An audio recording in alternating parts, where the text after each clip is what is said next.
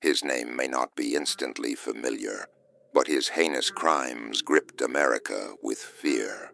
The Green River Killer wasn't just a murderer. He was a monster who preyed on young women with a chilling obsession.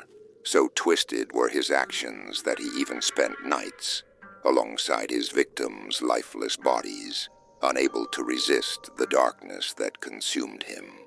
His crimes were so numerous, he eventually lost count of the lives he had stolen. But who was this terrifying figure? Why was he called the Green River Killer? How did he manage to outsmart the police for so long? And what eventually brought him to justice? Most chillingly, what drove him to become one of the most infamous serial killers in history? In this video, we'll unravel the full story of the Green River Killer, a tale so disturbing it will leave you speechless. Before we dive in, make sure to subscribe to our channel and hit the bell icon for more spine-tingling crime stories. Now let's explore the shocking case that haunted the Pacific Northwest. The nightmare begins. July 1982. It started with a horrifying discovery on July 15th, 1982. The body of 16-year-old Wendy Lee Caulfield was found floating in Seattle's Green River. The brutality of her murder sent shockwaves through the community, and her case would mark the beginning of a dark and terrifying chapter in American history. Despite the police's efforts, Wendy's killer remained elusive. Just a month later, on August 15th, 1982, the nightmare escalated.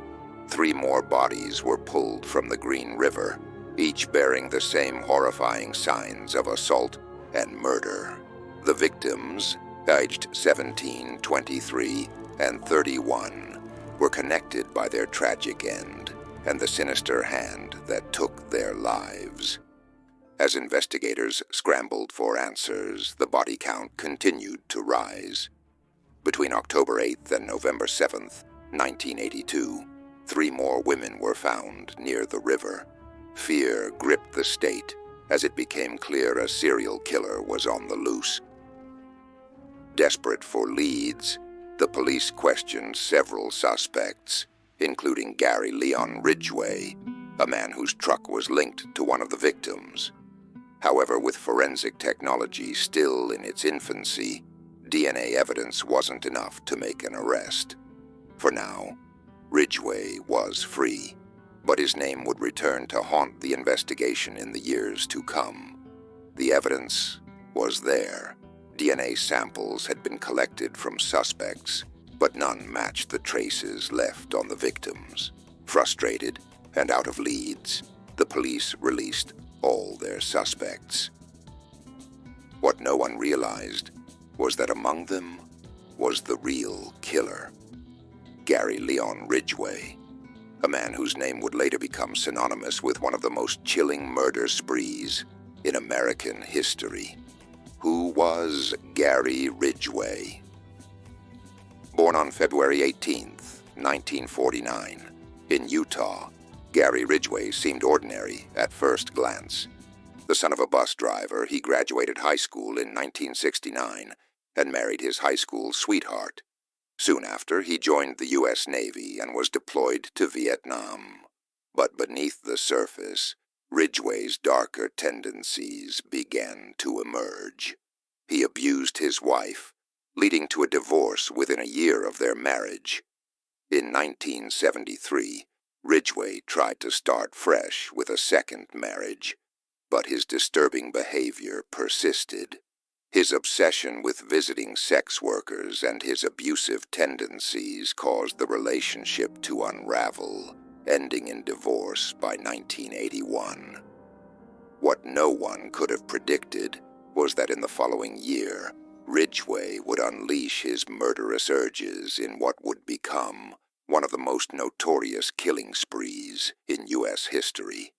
His first known victim was 16-year-old Wendy Lee Caulfield, whose body was discovered on July 15th, 1982. Over the next few months, more bodies surfaced in and around the Green River. Despite the rising death toll, Ridgway remained a shadowy figure, slipping through the cracks of the investigation. Why was Ridgway released in 1982? Ridgway was briefly detained by police in 1982, but the technology of the time couldn't connect him to the murders. Without the ability to link the DNA evidence to him, the police had no choice but to let him go. This critical failure allowed him to continue his reign of terror, unchecked. A calculated pattern of victims. Ridgway's targets were often women living on the fringes of society, sex workers and young girls estranged from their families. He preyed on their vulnerability, luring them in before committing his horrific crimes. The bodies of his victims were frequently found in or near the Green River, earning him the grim nickname, the Green River Killer, the killer who lived a double life. By day, Ridgway seemed like an average man. After leaving the Navy, he worked as a truck factory painter, earning respect from his colleagues.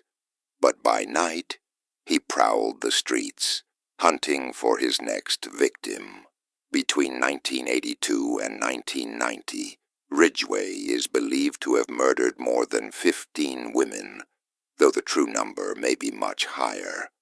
Astonishingly, in the midst of his crimes, he married again in 1988, maintaining a facade of normalcy that fooled even those closest to him. How did he keep evading capture? In one chilling incident, Ridgway was detained after an altercation with a woman. Despite the opportunity to crack the case, the police relied on a polygraph test, which Ridgway passed by, skillfully manipulating his responses. Once again he walked free, leaving a trail of devastation in his wake. The legacy of the Green River Killer. Gary Ridgway's story is one of deception, brutality, and the relentless pursuit of justice. For years he evaded capture, but investigators refused to give up. Stay with us as we delve into the extraordinary twists that finally brought this predator to justice, and the stunning revelations that shocked the world. The hunt for the Green River Killer. The terror unleashed by the Green River Killer forced authorities to take drastic measures. The government formed the Green River Task Force, a specialized team committed to catching the elusive predator. Yet despite their relentless efforts, the task force faced frustration at every turn. They combed through evidence, re-interviewed suspects, and once again Gary Ridgway's name appeared on their radar. On April 7th, 1987, investigators collected samples of Ridgway's hair and saliva, but the forensic tools of the time couldn't link him to the murders. Without concrete evidence, Ridgway slipped away, free to continue his killing spree for years to come. The breakthrough that changed everything. By 2001, the Green River Killer had claimed more than 50 lives, leaving a trail of devastation in his wake. But science had advanced. Investigators revisited the 1987 samples, applying cutting-edge DNA profiling. This time, there was no escape. Ridgway's DNA was a match to the semen found on 3 victims from 1982. The evidence didn't stop there. A microscopic clue, a unique type of paint found on a scarf near one of the victims, led investigators straight to Ridgway's workplace, a truck factory where he painted vehicles. The walls were closing in. On November 30th, 2001, authorities arrested Ridgway outside his workplace in Washington. Despite the damning evidence, Ridgway initially denied everything. For months, he stonewalled investigators until he made a chilling proposition. He would confess and provide details about his crimes, if spared the death penalty. Unmasking a Monster. In the weeks that followed, Gary Ridgway laid bare the true scale of his atrocities. His first murder dated back to 1982, and he confessed to killing dozens more in the years that followed. He estimated his victim count between 70 and 91, though some reports speculated the number could be as high as 150. Ridgway's victims were mostly vulnerable women, sex workers or runaways, whom he lured with promises of safety. His confessions revealed horrors beyond imagination. He admitted to necrophilic acts, returning to secluded locations to violate the decomposing bodies of his victims. Investigators had long suspected such depravity, but his words confirmed their worst fears. Justice delivered. By the time Ridgway's confessions ended, authorities had confirmed the identities of 48 victims. Families who had spent decades searching for answers finally learned the fate of their loved ones. In 2003, Ridgway was convicted of 48 murders, with an additional charge for tampering with evidence. The court sentenced him to 48 consecutive life terms, one for each victim, plus an additional 10 years for his despicable actions. A grim reminder. The story of the Green River Killer serves as a stark reminder of the darkness that can hide behind a facade of normalcy. Gary Ridgway, an unassuming man with a steady job, lived a double life as one of America's most prolific serial killers. His capture brought a measure of closure to the families of his victims, but the scars left by his monstrous crimes will never fade.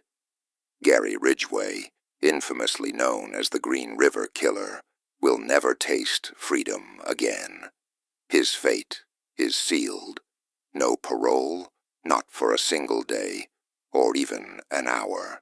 Ridgway's life will remain confined to the cold walls of a high-security prison, ensuring he never steps outside into the world he once terrorized. But here's the twist. Why wasn't someone as monstrous as Ridgway sentenced to death? As we discussed earlier in this video, Ridgway struck a shocking deal with law enforcement. In exchange for his confession and cooperation, he avoided the death penalty, a decision that changed the course of justice. Still, his life sentence might just be worse than death. Ridgway's punishment is as severe as it gets, often described as more torturous than execution. The grim existence behind bars. At 73 years old, Ridgway's days are a grim reminder of his crimes. He resides in a high-security facility where daylight and sunshine are luxuries he'll never experience. For 23 hours each day, he sits alone in a solitary cell, his only reprieve being a single hour outside, usually for legal meetings or signing case-related documents. Weeks can pass without him setting foot beyond his cell, with meals and essentials handed to him through a slot in the door. The isolation extends beyond his prison cell. After his arrest in 2001, Ridgway's third wife filed for divorce, severing one of his last ties to the outside world. Now he lives completely cut off, paying for the unimaginable pain he inflicted on so many lives. The making of a monster. But how did an ordinary boy transform into one of America's most prolific serial killers?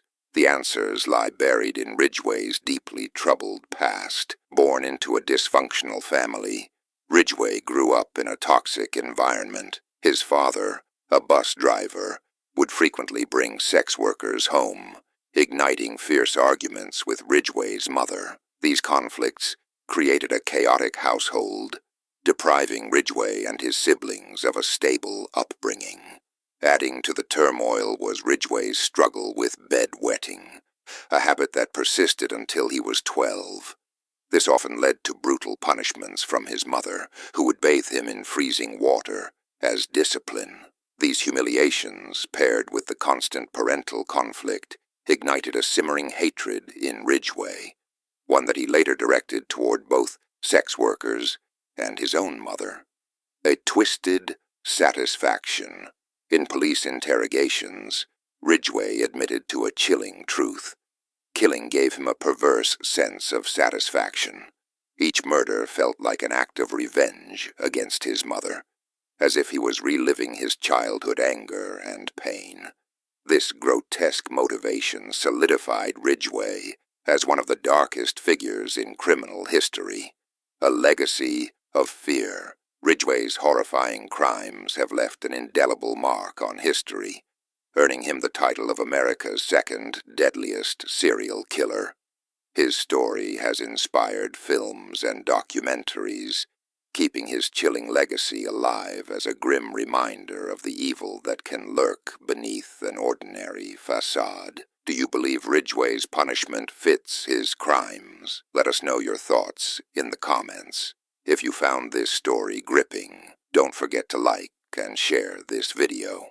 And if you haven't already, subscribe to our channel and hit the bell icon for more shocking true crime stories. Stay tuned for more tales from the shadowy corners of the world. Thank you for watching.